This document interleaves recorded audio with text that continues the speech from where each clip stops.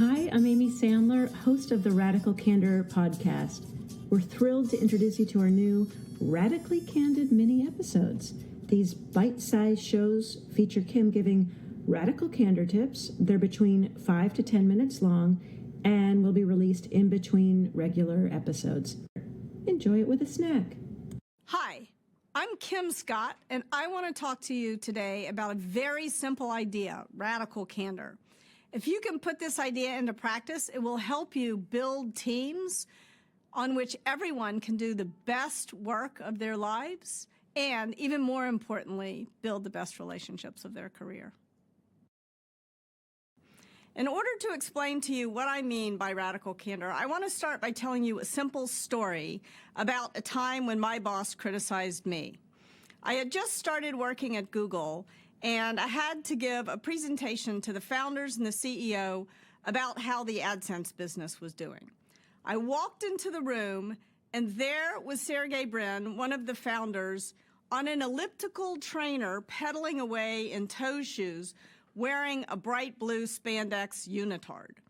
In the other corner of the room was Eric Schmidt, who was the CEO of the company, and he was so deep in his email, it was like his brain had been plugged into the machine. And like any normal person in such a situation, I felt a little bit nervous. How in the world was I supposed to get these people's attention?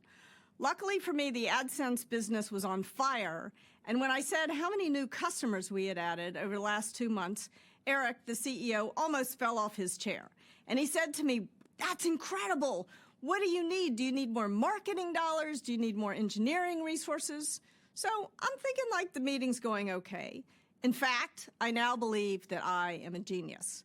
And I walked out of the room right past my boss, who was Sheryl Sandberg, and I'm expecting kind of a pat on the back, a high five, and instead she says to me, "Why don't you walk back to my office with me?" And I thought, oh, wow, I've screwed something up, and I'm sure I'm about to hear about it.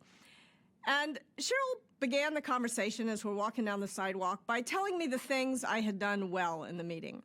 Not in the shit sandwich sort of sense of the word, but really seeming to mean what she was saying, and telling me about some stuff that had gone well that I wasn't even aware of. But of course, all I wanted to do was hear about what had gone wrong.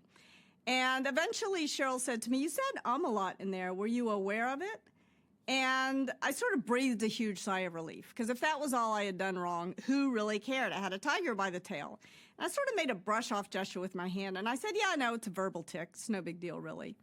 And then Sheryl said to me, "I know this great speech coach, and I'm sure Google would pay for it. Would you like an introduction?" Once again, I made this brush-off gesture with my hand, and I said, "No, I'm busy. Didn't you hear about all those new customers? I don't have time for a speech coach." And then Sheryl stopped, and she looked me right in the eye, and she said, "Kim, I can see when you do that thing with your hand that I'm going to have to be a lot more direct with you. When you say every third word, it makes you sound stupid." Now, she's got my full attention.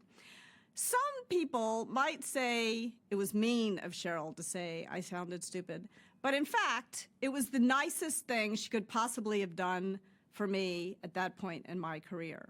Because if she hadn't used just those words, I would never have gone to see the speech coach, and I wouldn't have learned that Sheryl was not exaggerating.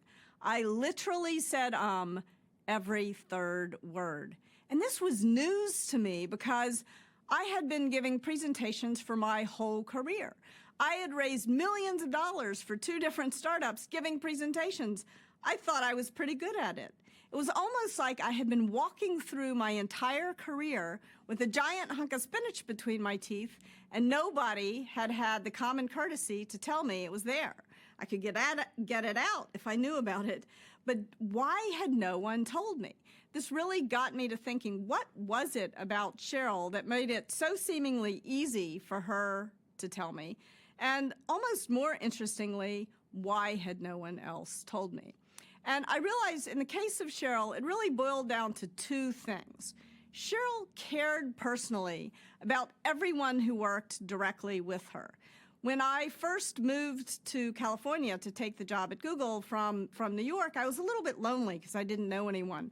Sheryl could tell that I was lonely, and she introduced me to a book club that I'm still part of to this day.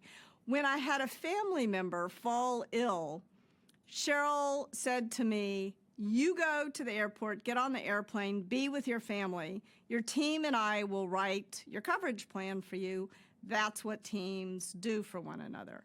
So she cared about us, not just me, but everyone who worked directly with her, not just as employees, but at a very personal level, as human beings.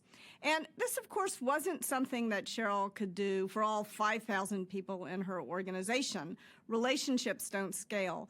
But if you work directly with Sheryl, you knew she had your back.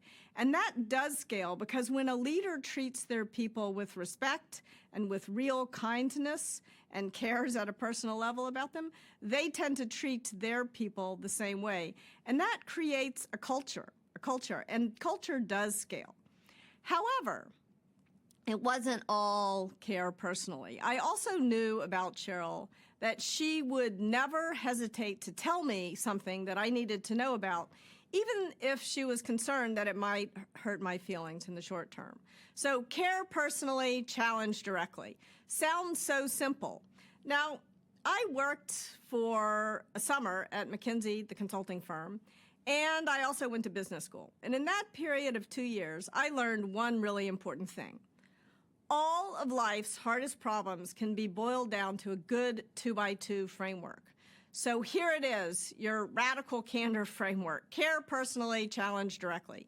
Thanks for joining us. Our podcast features Radical Candor co-founders Kim Scott and Jason Rosoff, is produced by our Director of Content, Brandy Neal, and hosted by me, Amy Sandler. Music is by Cliff Goldmacher.